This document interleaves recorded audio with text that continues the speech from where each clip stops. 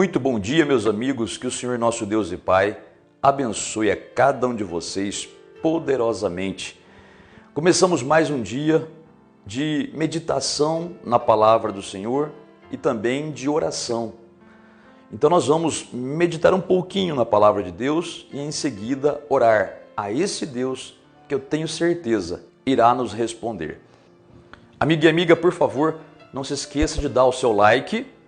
Não se esqueça de inscrever-se no canal se você ainda não é inscrito. Se não, inscreva-se. E aperte o sininho para você poder receber as notificações quando tivermos o vídeo pronto, tá bom? Eu vou te fazer uma pergunta. O que significa realmente confiar em Deus? O que é crer em Deus? Muitas pessoas, quando dizem crer em Deus, elas imaginam um homem barbudo sentado nas nuvens. Outras imaginam aquele Jesus dos filmes, né? Olhos claros, barba, cabelos longos, com um manto branco, né? Com algo vermelho por cima, do seu lado. Imagina um homem com as mãos estendidas. Gente, isso é mito. Isso não é bíblico. Isso não é o que a Bíblia ensina. Crer em Deus não é imaginar um homem do seu lado. Crer em Deus é você crer na palavra dele. E crer também em Deus significa você focar na palavra de Deus, ou seja, naquilo que Deus fala pela sua palavra, a Bíblia. É isso que é realmente crer em Deus. Crer em Deus é crer na sua palavra. Por que muitos crentes não têm uma vida abundante hoje? Porque eles perdem o foco. Não é porque são crentes maus, não é porque estão em pecado. Muitos não conseguem ter uma vida vitoriosa, não é porque estão em caminhos errados. É porque simplesmente perdem o foco. Embora essas coisas que eu falei prejudicam a vitória do crente. Então andar em pecado, né? Andar fora do caminho de Deus, é lógico que isso aí produz muito prejuízo. Entretanto, muitos não estão no pecado. Eles apenas não conseguem focar na palavra. Eles dizem que creem em Deus e imaginam um homem de branco do seu lado. Não é assim. O Senhor Jesus, na vida de um crente, ele não fica do lado, ele mora dentro, na pessoa do Espírito Santo. Então, crer em Deus é crer na sua palavra. Nós vemos isso no livro de Juízes, lá no capítulo 6, quando vemos Gideão. Gideão é um homem que a Bíblia diz foi usado poderosamente por Deus para libertar Israel dos seus inimigos. Mas nem sempre foi assim. Quando Gideão não tinha foco na palavra de Deus, ele era um derrotado. Gideão só passou a ser um vencedor quando ele focou naquilo que Deus dizia. Vou ler para você alguns textos bíblicos aqui a respeito de Gideão. Então vou dar uma resumida rapidamente. Gideão estava trabalhando lá em um determinado lugar, com medo dos inimigos, fugindo dos inimigos, e o Senhor Deus aparece para ele. Então olha o que Deus diz para ele. Juízes, capítulo de número 6. Então o anjo do Senhor lhe apareceu e lhe disse: o Senhor é contigo, homem valente. Primeira coisa que o Senhor Deus falou para ele: o Senhor é contigo, homem valente. Duas coisas que Deus fala para Gideão. Primeira, eu sou contigo, eu estou com você, eu sou a teu favor. E outra coisa que ele disse: homem valente. Gideão parecia um covardaço, parecia estava amarelando aqui. Ele tinha medo dos inimigos, ele estava se escondendo. Ele estava malhando trigo num lugar que nem era para malhar trigo, para ver se tapeava os inimigos. Estava com medo. Entretanto, o Senhor aparece para ele e diz: eu sou contigo e você é valente. Mas aí, o que acontece? O Senhor estava tentando chamar a atenção de Gideão para o que Deus estava falando, mas Gideão estava fora de foco. Ele estava focado no medo, no problema, nos inimigos. E olha o que ele respondeu para o Senhor. Respondeu-lhe Gideão: ai, Senhor meu, se o Senhor é conosco, por que nos sobreveio tudo isto? e que é feito de todas as suas maravilhas que nossos pais nos contaram, dizendo: não nos fez o Senhor subir do Egito? Porém agora o Senhor nos desamparou e nos entregou nas mãos dos midianitas. Então veja o que Gideão respondeu. Ele respondeu com aquilo que estava sentindo. Senhor, o Senhor está dizendo que é comigo, conosco? Mas se o Senhor é conosco, por que estamos passando por isso? Os nossos inimigos estão nos vencendo. Cadê as tuas maravilhas? Veja, o Senhor, na sua misericórdia, estava tentando chamar a atenção de Gideão para a palavra dele. E Gideão estava focado no problema. Até hoje é assim, gente. Os crentes sofrem porque eles não focam no que Deus fala pela Bíblia. Eles focam no problema, eles focam na dificuldade, nas pessoas. Você vê Gideão falando? Eu não sou vencedor por causa dos meus inimigos. Não tem crente que fala assim hoje também?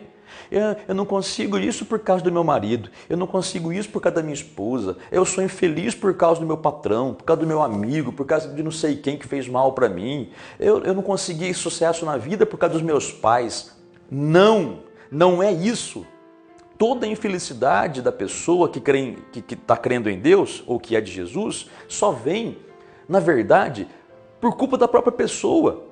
Porque a Bíblia diz que se Deus é por nós, quem será contra nós? É o que Deus está falando para Gideão. Gideão, eu sou com você. Você só não vence porque você não foca no que eu falo. Você fica focando nas pessoas e nas dificuldades. Olha para o que eu estou falando. E aí então, depois que Gideão disse isso, né? Se o Senhor é conosco, por que estamos sofrendo? O Senhor diz para ele assim, versículo de número 14.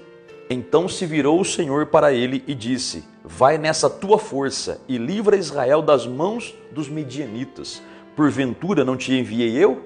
Aqui o Senhor novamente, né, em vez de ficar zangado com Gideão, dar uma bronca nele, não. Ele volta a falar da palavra.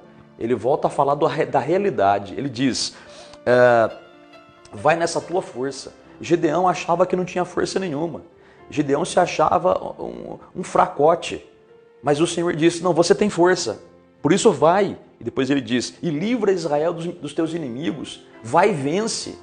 Deus está falando a mesma coisa para você, meu amigo e amiga. Para de achar que a culpa é o teu marido. Para de achar que a culpa são teus filhos. Levanta nessa tua força, se você diz que é de Jesus, e vai vencer.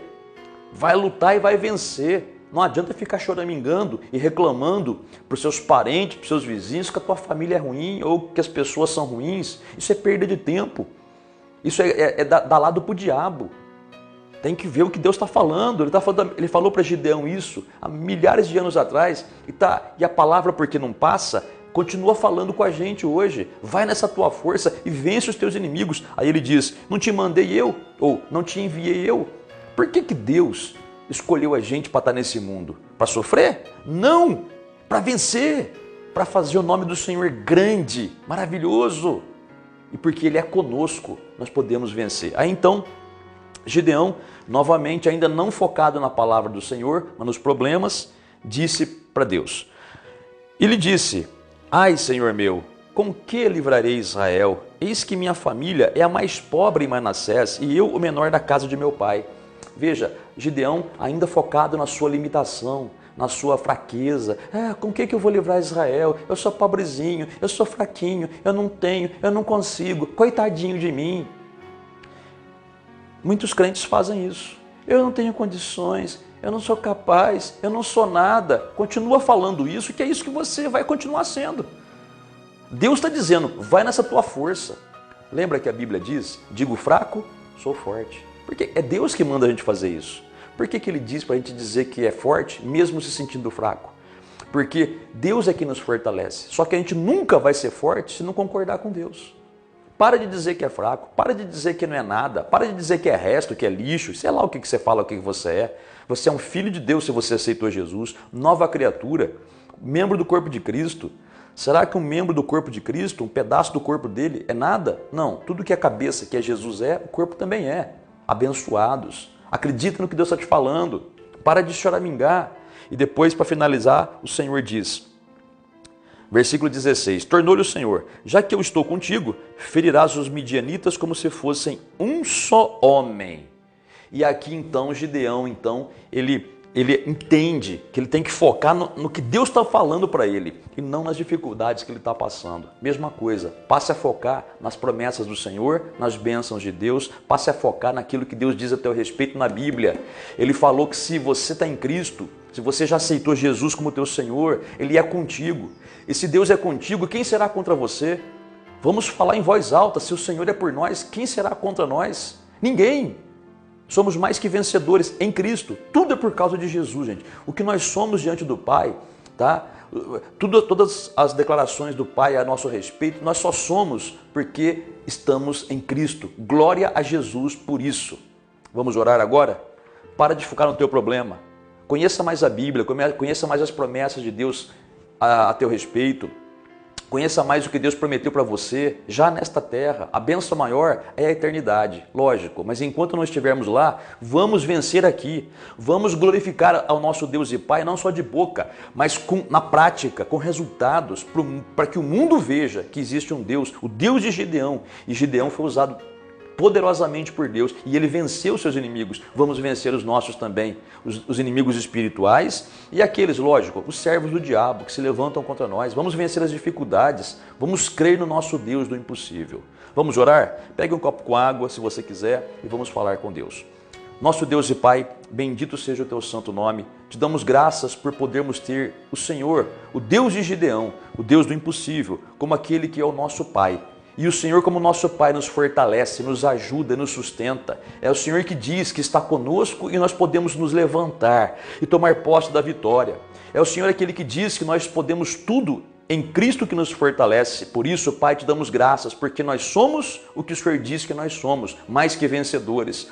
Nós temos o que o Senhor diz que nós temos. Nós temos todas as bênçãos do Senhor e nós podemos fazer aquilo que o Senhor disse que nós podemos pisar na cabeça de Satanás, podemos repreender o mal, podemos expulsar demônios, impor as mãos sobre os enfermos e eles serão curados. Pai amado, Pai celeste, obrigado pelas tuas maravilhas, obrigado porque nós começamos um dia nessa tua força que é nossa agora, porque o Senhor já nos deu. Obrigado, Pai. Da minha parte, Pai, eu oro junto com essa pessoa que está do outro lado da tela, orando comigo, e eu abençoo a vida dela no nome de Jesus, e eu digo a todo mal que tiver na vida dela, sai agora, espírito de enfermidade, de fraqueza, de tristeza, de depressão, desânimo, todo mal seja repreendido. E Pai, abençoe este copo com água, e no beber desta água, seja o teu nome ainda mais glorificado. Te damos graças por esta bênção, muito obrigado, amém, e graças a Deus.